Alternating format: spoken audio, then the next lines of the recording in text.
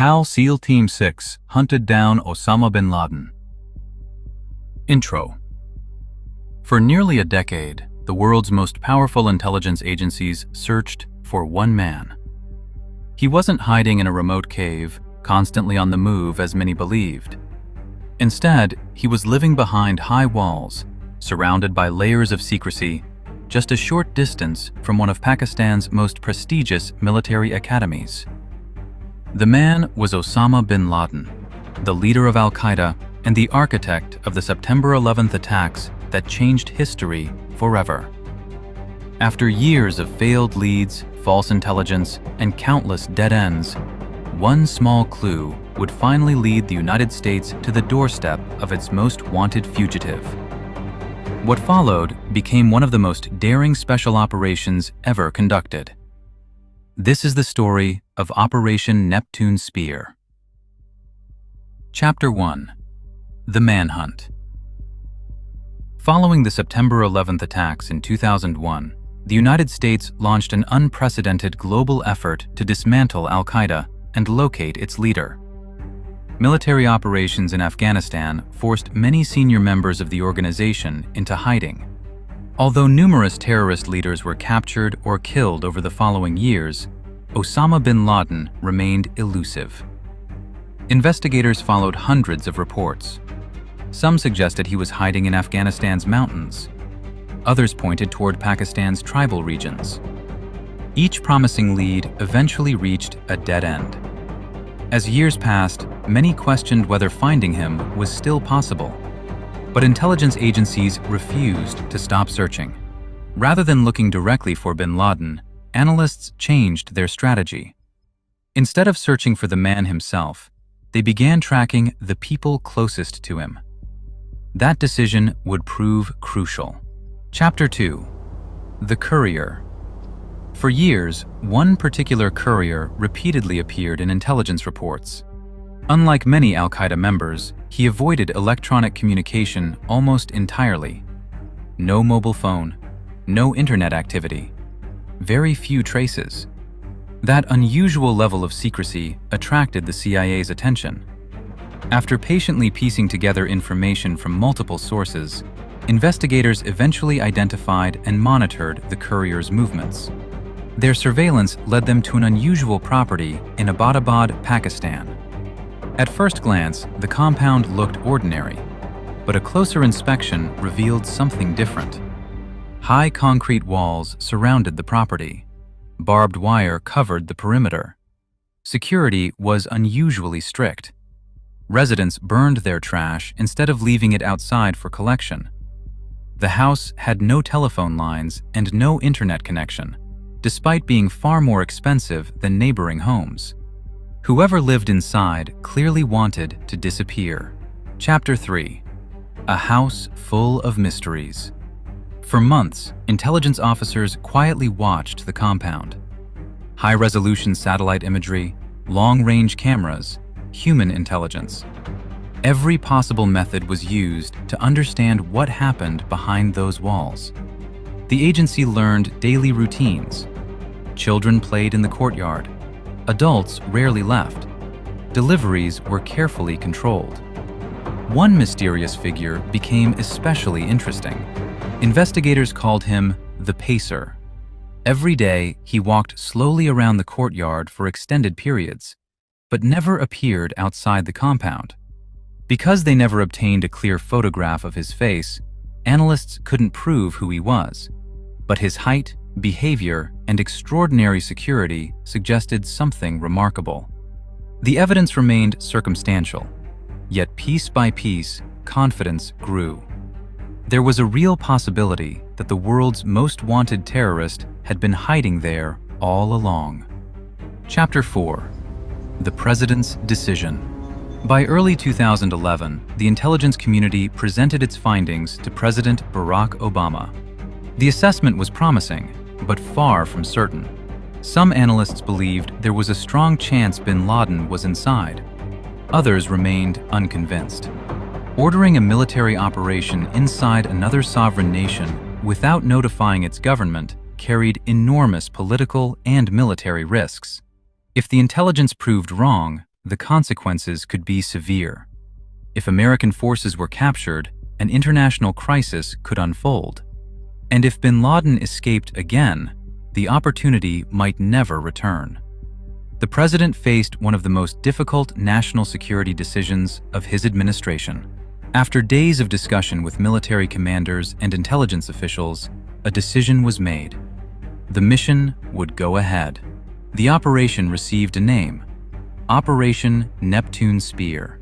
Only one military unit would be trusted to carry it out: SEAL Team 6. Chapter 5: The Elite Unit. Once the order was approved, responsibility shifted to one of America's most secretive military units. Officially known as the Naval Special Warfare Development Group, DEVGRU, it is more commonly recognized as SEAL Team 6. Its operators are selected from the most experienced Navy SEALs after years of operational service and rigorous additional training. Hostage rescues, counter-terrorism missions, and high-risk special operations are their specialty. This mission would become one of the most challenging in the unit's history. Failure wasn't just an option, it could trigger an international diplomatic crisis. Chapter 6: Training for the Unknown. Before setting foot in Pakistan, the team rehearsed relentlessly. Engineers built a full-scale replica of the Abbottabad compound, using intelligence gathered by the CIA. Every doorway, every staircase, every wall, every possible obstacle was recreated. The operators practiced the assault repeatedly, refining every movement until it became instinct. Military planners also prepared for multiple scenarios. What if bin Laden wasn't there? What if Pakistani forces responded? What if the helicopters were damaged? Every possibility required a backup plan. The goal wasn't simply to reach the target. It was to enter, identify the correct individual, gather intelligence, and leave before local forces could react. Chapter 7: Why a ground raid? Military planners evaluated several options.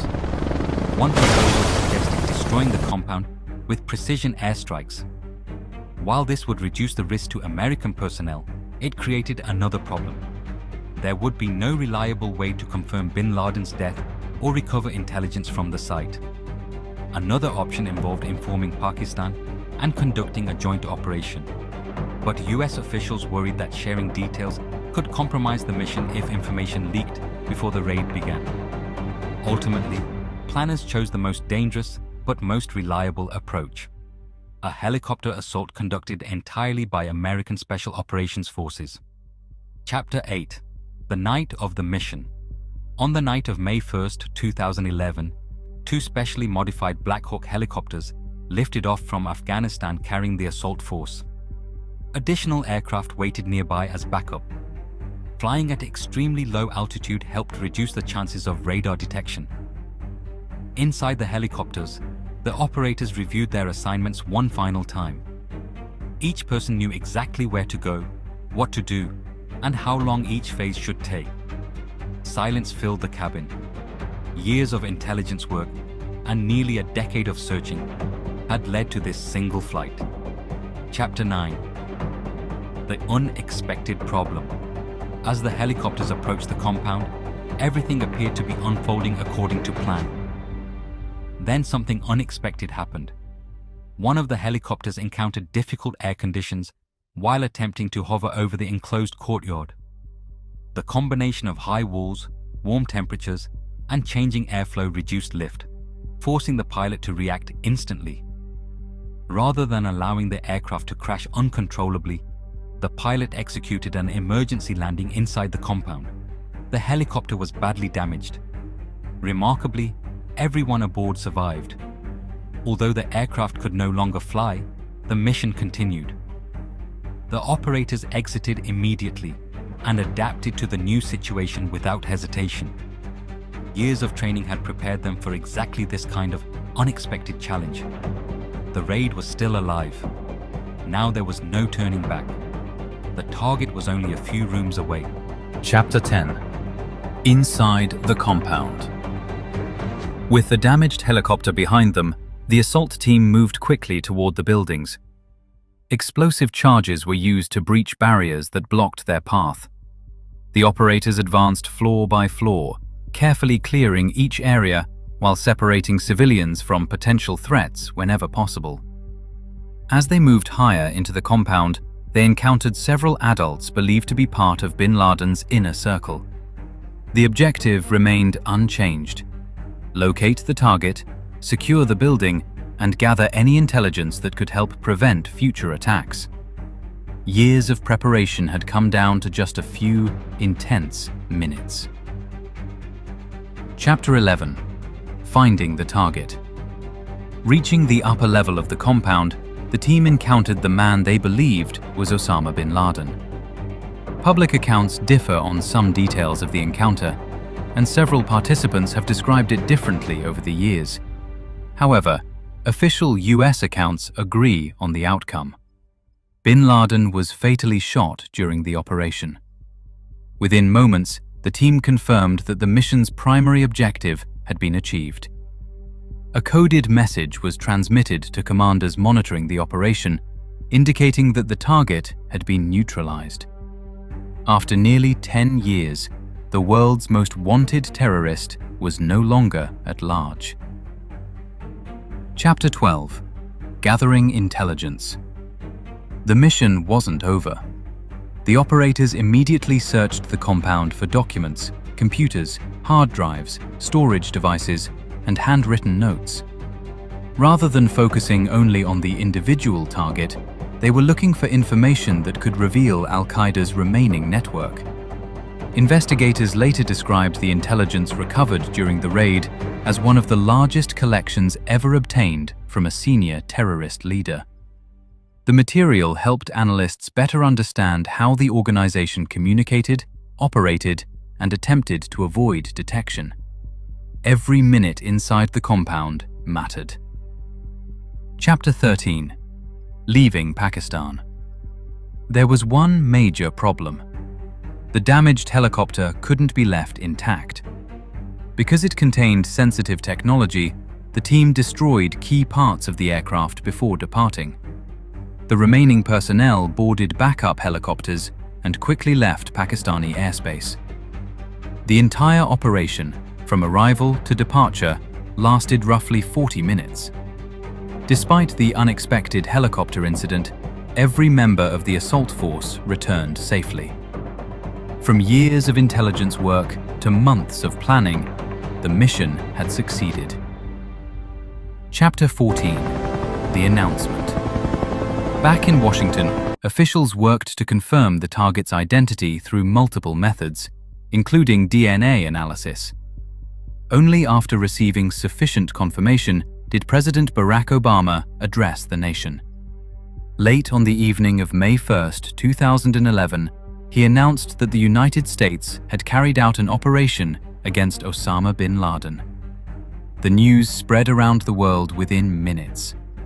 Crowds gathered outside the White House and in New York City, where many reflected on the events of September 11, 2001. For countless families affected by the attacks, the announcement marked the end of a decade-long manhunt. Chapter 15: The Final Decision. Another difficult question remained. What should be done with bin Laden's body? US officials decided against creating a burial site that could become a place of symbolic importance for extremist supporters. Instead, after following procedures the US said were intended to respect Islamic burial practices within the required time frame, his remains were buried at sea from the USS Carl Vinson. The decision remains the subject of public discussion and debate, but officials said it was intended to avoid creating a permanent physical memorial. Conclusion: Operation Neptune Spear became one of the most closely studied special operations in modern military history. It highlighted the role of intelligence gathering, years of surveillance, detailed planning, and the coordination required for a mission of extraordinary complexity. Even today, historians continue to examine the raid, not only because of its military significance, but because it marked a defining moment in the broader campaign against Al-Qaeda. Whether viewed through the lens of military strategy, international law, or global politics, the operation changed history. One compound, one night, a decade-long search, and a mission that remains one of the most discussed special operations ever carried out. If you enjoy in-depth documentaries exploring history, geopolitics, and major world events, subscribe to InfoVerse for more stories behind the headlines.